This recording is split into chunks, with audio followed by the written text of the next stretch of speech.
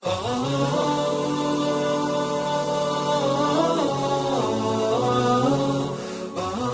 nder të emrit, nga Dino Buzzati.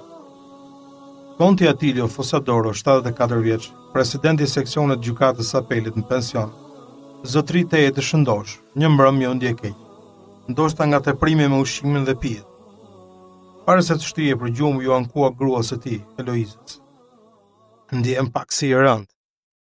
E po kjo di, s'do mend, je bërë si fëmijë. Ja priti Eloiza. Gjykatësi i nderuar e lëshoi vetëm plumb mbi kravat, ushtri me kurriz gojë hapur e nuk i kthente më përgjigje askujt. Ishte një gjumë e rëndë që vinte nga vera që kishte pirë në darkë, ose kish psuar diçka nga shëndeti. Mezi mbushej me frym. Ju drejtuan me emër, e shkundën, i hodhën ujë në fytyrë. Asgjë. Atëherë mendja shkoi tek më e keqja. Zonja Eloiza i telefonoi mjekut të familjes, doktor Albrizi. Në orën 12:30 të mesnatës, mbriti mjeku.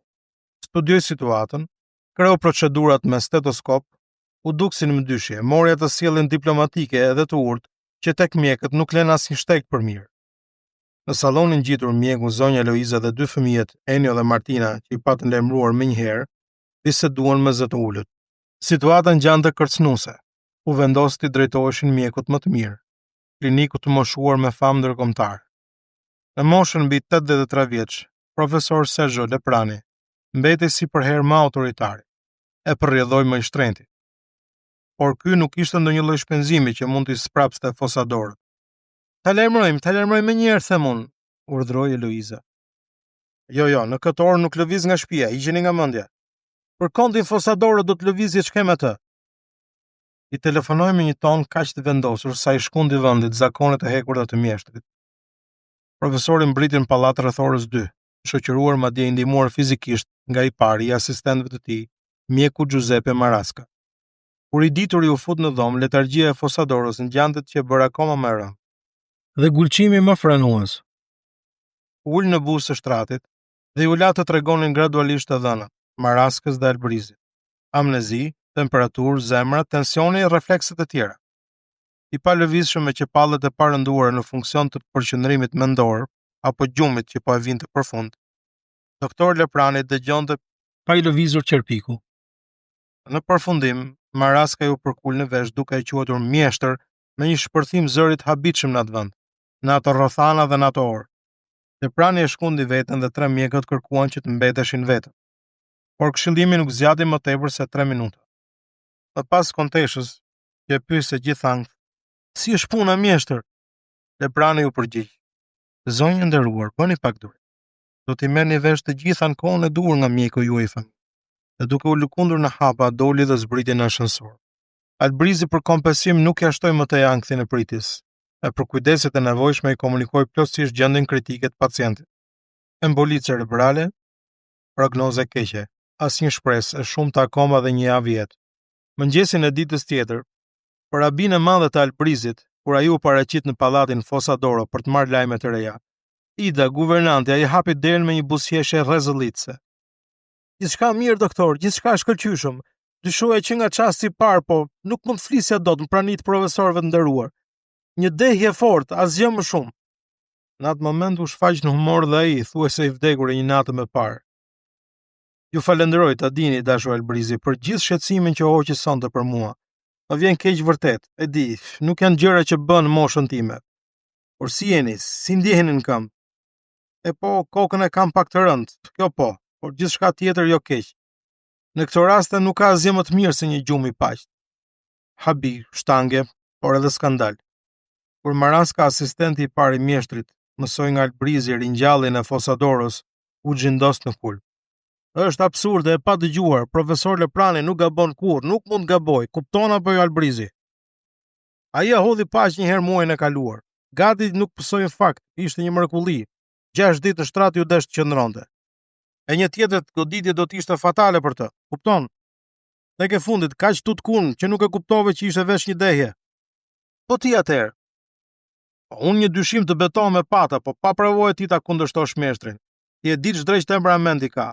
E tashmën që e ka shpallur publikisht që Fosadora është duke dhënë shpirt. Martë e mira, po ç'mund bëjmë? Po dëgjoj me kujdes. Mjeshtrit është e nevojshme të qëndrojmë gati për gjithçka, kupton? me gjithë kujdesin e nevojshëm. Të shkoj unë vetë që të flas me konteshën. Çfarë do t'i thuash? Ma lër mua, mos ke frikë, do t'i zgjidh mirë gjërat. Maraska, një tip karrierist i përsosur universiteti, i foli qartë zonjës Eloiz. Dgjoj, këtu po ndodh diçka shumë e rëndë. Profesor Leprani verifikoi një rezultat vdekjeprurës në kohë të shkurtër. Ndërsa pacienti shëtit në shtëpi sikur të mos ka ndodhur asgjë, dhe mos ka dalë në rrugë apo. Po në të vërtetë, e zoti madh, çfarë fatkeqësie, reputacioni një mjeku të ditur që na ka zili gjithë bota të vjet në rrezik. Kështu, nuk mund ta lejo, jo. Ma jepni ju një këshill, profesor. Ndërkohë së pari duhet të bindim kontin të shtrihet në krevat, ta kuptoj që është smur edhe i smur rënd. Po ai ndihet mirë. Jo, kontesh, këtë vërejtje nga ju nuk e prisja, nuk e kuptoni sa delikate situata. Një jetë e harxuar për njerëzimin që vuam, një famë e fituar me punën e përditshme të kaq shumë viteve, të gjitha këto të flakën balt. Nuk do ishte mirë që ju të i flistit burrit tim. Zot na ruaj, në këtë moshë njerëzit janë aq të lidhur me jetën. Pastaj mos lini pas dore nëse më lejohet t'ju them emrin e mirë të familjes Fosadoro, sikur të dilte në dritë e vërteta, nëse gjykatësi nderuar nga një familje e vjetër aristokrate të shndrojnë palachon e botës një pianec ordinar. Profesor, nuk ju lejoj. Më ndjeni kontesh, po s'është rasti ti bie mbrotut.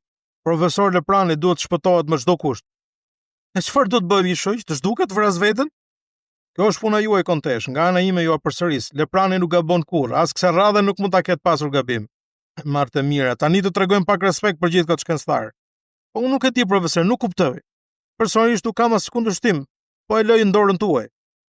Ju dum, kontesh, ashtu siç e prisja. Tek ju gjejmë shërimin e lartë të ruajtjes së nderit të familjes, të dekorit social. Tek e fundit do të jetë diçka shumë e thjeshtë. Jepni të haj për shembull ushqimet e duhura. Konti, bashkëshorti juaj, s'është tip që bën naze. E rezultati cili do jetë? Profesor Leprani nuk mund përgjigjështrohet për gjëra kot së kot. Ta që do jetonte shumë të një javë, po le ta shtyjmë në ekstrem diagnozën e tij. Siç e shihni tek e fundit, dhe unë jam mirëkuptues, por brenda 15 ditësh duhet i bëhet funerali, s'ka fjalë. Makineria e nderit të akademikut u vu shumë shpejt në lëvizje. Leprani e pyeste asistentin e parë. Deri ku jemi? A ka ndonjë lajm nga konti plak? Po i kthen sipas parashikimit, këmbët nga dielli. Ju e bët përcaktimin mjeshtër, gjithçka sipas parashikimit, tashmë e ka një këmbë në varr. Në pallatin Fosadoro, konti mbaj ende i mbyllur me pretekstet më dinake, të ftofët, era, lagështira, smoku. Kumzhinë telefonatat e rastit. Diagnoza e Lepranit kishte bërë tashmë xhiron e qytetit. Telefononin agjencitë funerale për zgjedhjen e arkivolit, përgatitjen e trupit të vdekur dhe veprimet e ritualit. Mjeku i komunës për certifikatën e vdekjes, prifti me padurime për t'i dhënë uratën e fundit. Streja varfënore për përfaqësimin funeral, lule shitsi për kurorat, ndërsa ai konti çdo ditë më i shëndetshëm si kokra e mollë. Ditën e 14, profesor Leprani nisi të shfaqte shenja padurimi. Ai plaku i tmerrshëm akoma s'ka vendosur që u pa e nevojshme një hektim për tensionin e lartë. Atë pasdite profesor Maraska me gjakun që i kishte hipur në kokë, u paraqit në pallatin Fosadoro i shoqëruar nga 2 asistentë të maskuar si kuzhinier. Mori nën kontroll kuzhinën. Në mbrëmje ushtrua një darkë e madhe familjare për festimin e emrit të një mbese, mes të ftuarve edhe i pamëshirshëm i Maraska. Puna në fakt u ekzekutua me mjeshtri të madhe. Emocionet dhe shqetësimi u reduktuan plotësisht. Kështu gjatë ngrënies së ëmbëlsirës si këlltiti kafshatën e parë të tortës, konti Atilio Fosadoro mbeti shakull në vend, me buzëqeshjen e pashuar ende në buzë të pak çaste më parë. Njëherë Maraska i telefonoi të përndriturit, yllit të shkencës. Përgëzimet e mia sërish mjeshtër, ndërkohë që po flasim, konti dha shpirt.